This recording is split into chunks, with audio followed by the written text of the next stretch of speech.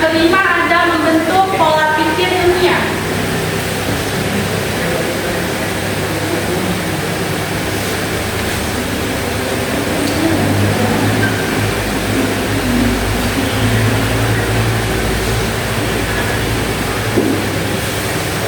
Dan yang keenam ada mengurangi terbentuknya generasi lemah dan bodoh.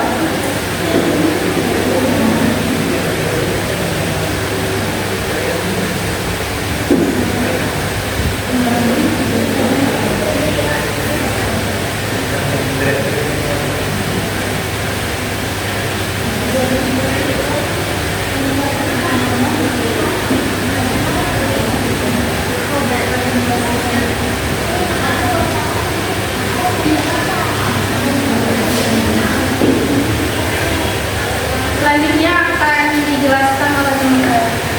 Baik, manfaat pendidikan. Yang pertama ada memperbarui informasi untuk meningkatkan pemahaman. Seorang pendidik tentu mendapatkan informasi yang ada, baik itu dari perguruan tinggi, sekolah, ataupun dari luar. Yang kedua ada mencetak generasi muda. Dengan adanya pendidikan, generasi muda tentu akan mempunyai pola pikir yang baik. Yang ketiga, mempertajam pengetahuan. Dengan adanya pendidikan, tentu peserta didik mempunyai pengetahuan yang lebih baik. Yang keempat, ada karir dan gelar pendidikan. Untuk menjadi seorang pendidik harus mempunyai ilmu yang tinggi serta pengalaman yang banyak. Yang kelima ada membentuk pola pikir ilmiah. Menjadi seorang pendidik tentu mempunyai pola pikir yang baik, berakal mulia, serta mempunyai iman dan takwa.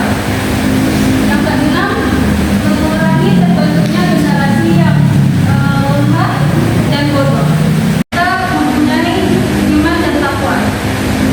Yang keenam, mengurangi terbentuknya generasi yang lemah dan bodoh.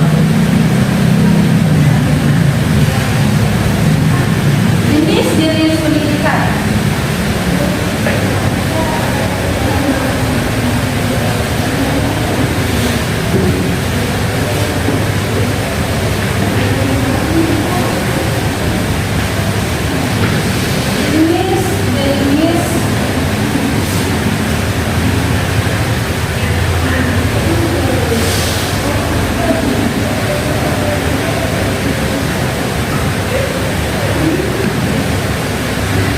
Pertama ada pendidikan umum.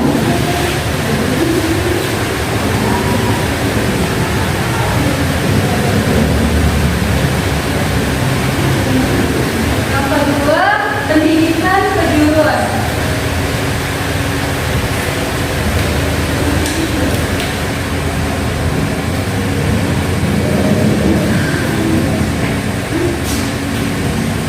Yang ketiga, pendidikan akademik.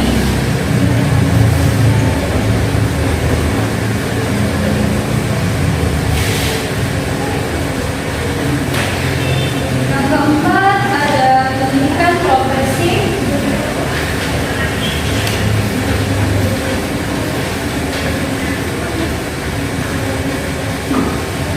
Yang kelima, pendidikan vokasi.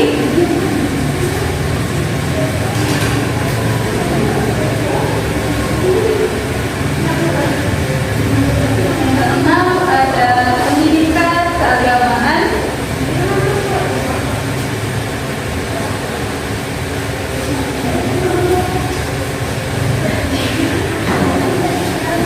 Yang ketujuh ada pendidikan khusus.